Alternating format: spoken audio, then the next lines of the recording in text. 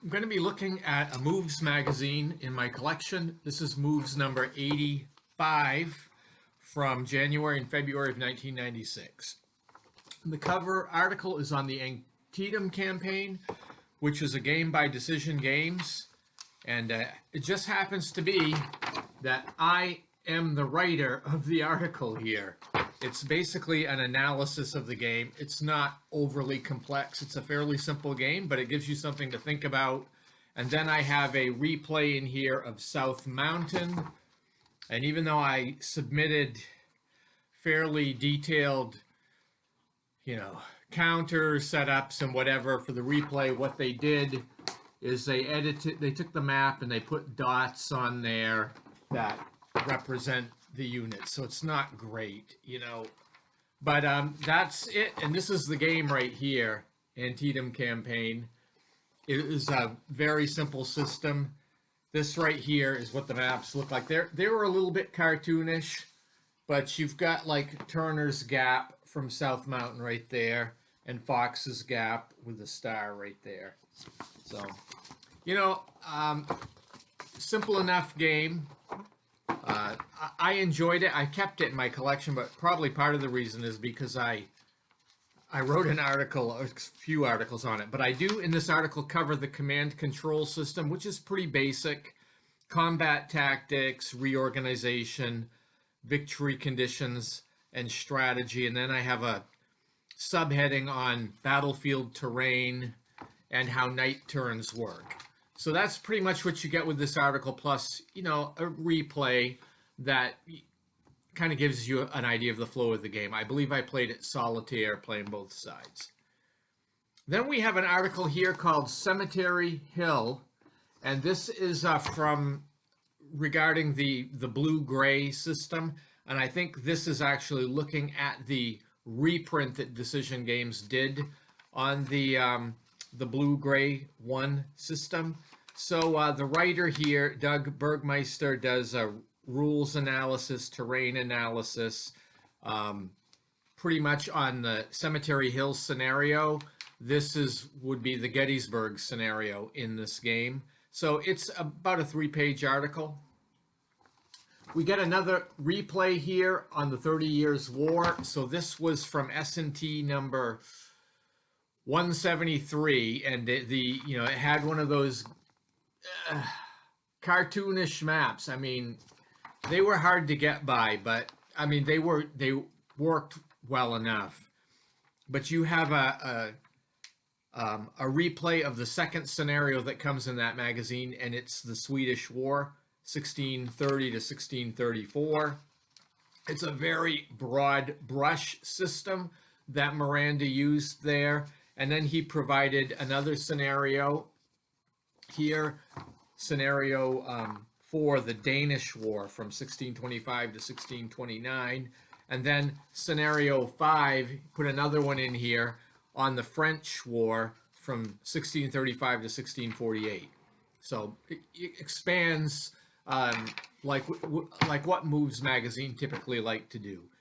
Then you have an article here, which I was really interested in, Indo-Pakistani Wars, designer's comment. So it's comparable to Design Notes, and it's for the game that came with issue 174, Indo-Pakistani Wars. And he discusses how he designed the C3I element into the system, which is interesting because it has like a 1965 scenario, a 1971 scenario, and then a couple of 1990s hypothetical type scenarios, and how he was able to use the same counter mix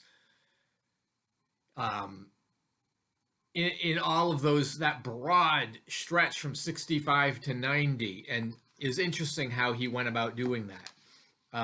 So he has a subheading kind of explaining how he integrated everything, talking about the air war, which is kind of an important thing, and there's an example here of the air superiority table, so that comes into play, and combat results, zones of control, and there's certainly the zone of influence was wider than just the typical zones of control.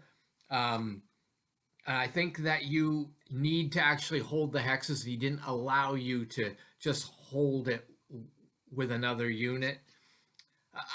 I've forgotten now, but it's to try to adjust the zone of control idea to the scale to the period where there's more sophisticated weapons. And then he talks about how he put politics in the game, but I mean, it's not a strong focus of the game, but it is put in there. And so it was a detailed article. There's some errata in here, which probably was in Strategy and Tactics as well. So that's all for support for this game, which I'd like to cover this game on my channel sometime. I did write articles that were published on it, I think. There is also an article here, The Corinthian War, 395 to 387 BC. It's a two-player scenario for the Victory Games Peloponnesian War, which was designed by Mark Herman, I believe. It's a one-page article that kind of presents the scenario, but it is interesting in that that's a solitaire game. It's an odd solitaire game because you end up playing both sides, but if a side gets to winning too much, you have to now take the not winning side. So that's kind of the dynamic that Mark Herman put into that. There is another article, Return to the Balkans by James Meldrum. These are scenarios for issue 164 of Strategy and Tactics, the Balkan Wars. So he has a Balkan War 1.5 scenario for June through August of 1913. He has a scenario number 4, War in Europe, which is an alternative 1913 start of World War I. So I never tried these. I'm sure they're very interesting. And then he has another 5th scenario, yet another war in Europe. So the premises are different as to how these wars start. So anyway, I think that that's an interesting thing to look at. There's another article by James Meldrum here on the battles for the Ardennes, the day we lost the war. So this is just some variance to the game that kind of changes it a little bit.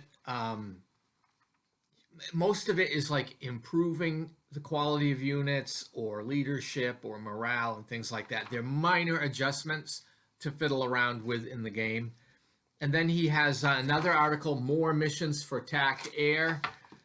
So that's an Avalon Hill game. And I believe he put a few ideas in here for scenarios.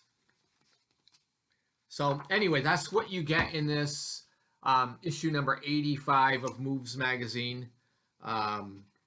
Antietam Campaign, 30 Years War, Indo-Pakistani Wars, Cemetery Hill, and Scenarios and Variants. So I hope you enjoyed this look at Moves Magazine. And if you've read any of these articles or played any of these games, please feel free to comment in the comment section below. And please have a great day.